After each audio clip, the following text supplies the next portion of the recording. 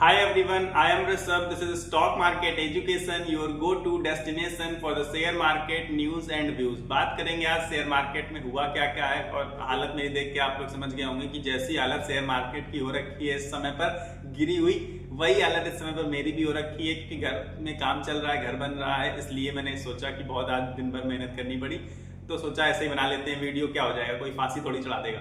तो share market की बात करें तो हालत काफी नाजुक है। नाजुक हालत का मतलब क्या है कि पॉजिटिविटी थी सुबह के समय को देखा जाए तो पॉजिटिविटी हो गई थी बीच में, फिर एट द एंड आके निगेटिव मार्केट क्लोज हो गया 0.03% पर। हालांकि इसे निगेटिव नहीं कहेंगे, इसे फ्लैट क्लोजिंग कहेंगे कि ना ही निगेटिव ना ही पॉजिटिव।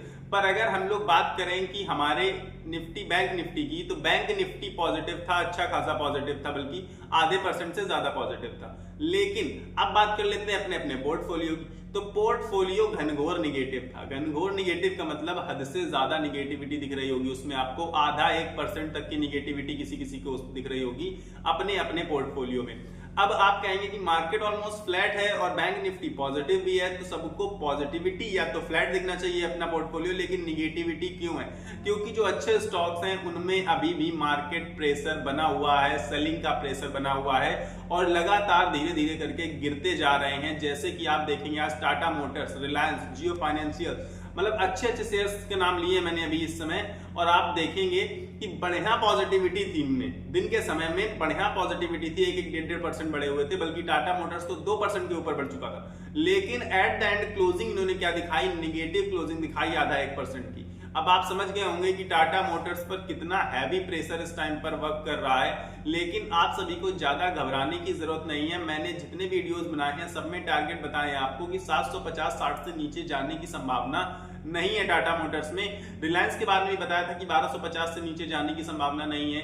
जियो फाइनेंशियल बताया था कि 300 से नीचे नहीं जाएगा। बहुत सारे स्टॉक्स के बारे में मैं स्पेसिफिक बताता रहता हूं, आप जाके मेरे दूसरे वीडियोस चेक कर सकते हैं। स्टॉक स्पेसिफिक वीडियोस भी बनाता हूं, उनमें भी आप चेक कर सकते हैं। आपको ये भी बताता हूं कौन से इस समय के बेस्ट शेयर्स हैं जो आपको लेने चाहिए, नहीं लेने चाहिए, अलग अलग वीडियो बना के आपको बताता रहता हूं मैं, तो आप उनमें पाएंगे। और वही हुआ जो हमने बात करी थी कल ही रिलायंस के बारे में कि गिर सकता है थोड़ा बहुत अभी, और तो वो हुआ, अभी भी गिर रहा है लगातार।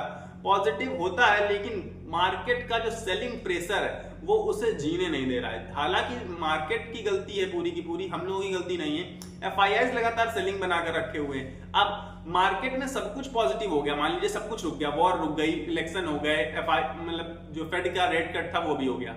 अब बचा क्या? कुछ नहीं बचा होने के लिए, लेकिन इसके बावजूद मार्केट ऊपर नहीं उठ पा रहा है। मार्केट लेकिन ऊपर उठेगा, हाल फिलहाल कुछ समय लगेगा, अभी शायद कंसोलिडेट करेगा, ना निगेटिव दिखाएगा ना पॉजिटिव दिखाएगा 2-4 दिन, लेकिन जब उठेगा अचानक से स्पाइक देगा 1 से 2% की और बढ़ता चला जाएगा, फिर हम लोग उसे देखते रहेंगे और उसे पकड़ नहीं पाएंगे। ये बात भी मैं आपसे 10 बार बोल चुका हूं।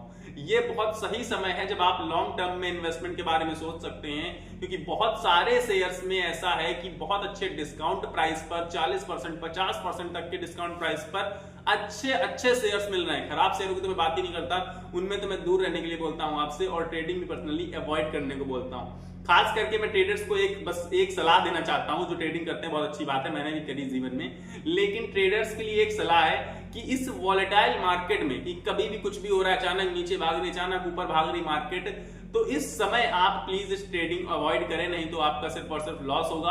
और फिर सेबी और गवर्नमेंट हमारी दिखाएगी कि 95%, 93%, 90% ट्रेडर्स आर इन लॉस। और ट्रेडर्स लॉस में रहते क्यों हैं? क्योंकि उनको समझ नहीं होती है कि किस टाइम पर एंट्री करनी है और किस टाइम पर एग्जिट करनी है। और बहुत सारे ऐसे भी टाइम आते हैं जब आपको पेशेंस रखना होता है, धैर्य, यानी कि आपको मार्केट में कुछ नहीं करना होता है। और सबसे इंपॉर्टेंट चीज पता है क्या है मार्केट में सीखने के लिए?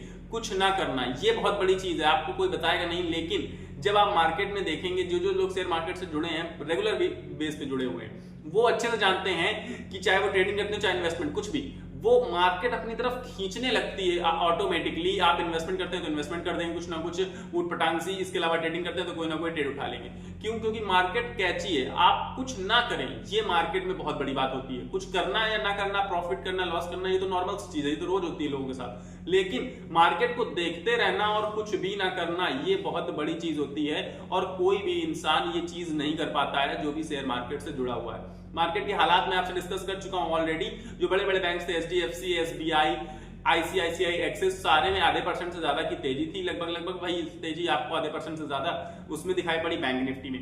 बाकी निफ्टी 50 में ओवरऑल निगेटिविटी थी। रिलायंस की वजह से निगेटिविटी बढ़ रही है क्योंकि रिलायंस मार्केट शेयर बहुत ज्यादा होल्ड करता है। आप सभी को पता है कि मार्केट कैप सबसे ज्यादा है, हमारे देश की सबसे बड़ी कंपनी अभी भी मार्केट कैप के हिसाब से रिलायंस है।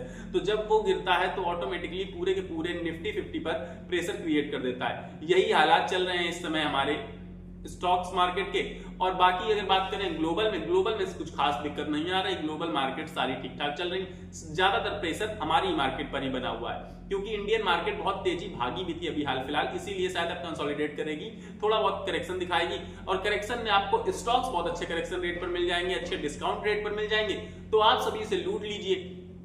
क्यों लूट लीजिए? अभी आपको कोई भी आईफोन 15, 16 या जो भी नया कोई लॉन्च हो जाए मान लीजिए, और वो 50% डिस्काउंट पे आपको मिलने लगे, आप तुरंत पहुंच जाएंगे उसको लेने के लिए। आपने देखी थी लाइन कितनी भीषण लगी थी अभी आईफोन 16 के लिए, तो ये लाइन इसलिए थी जबकि वहां डिस्काउंट भी नहीं था, बस क्रेज।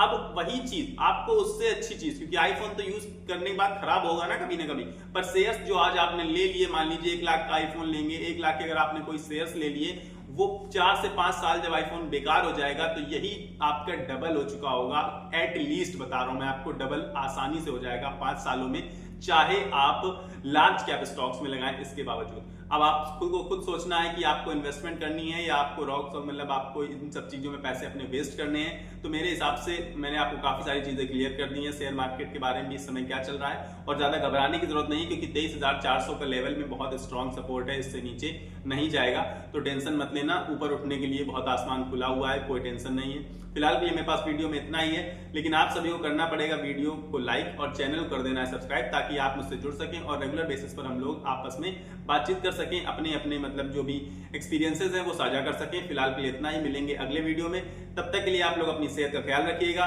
स्वस्थ रहिए, मस्त रहिए। Meet you in the next video. नमस्कार, धन्यवाद।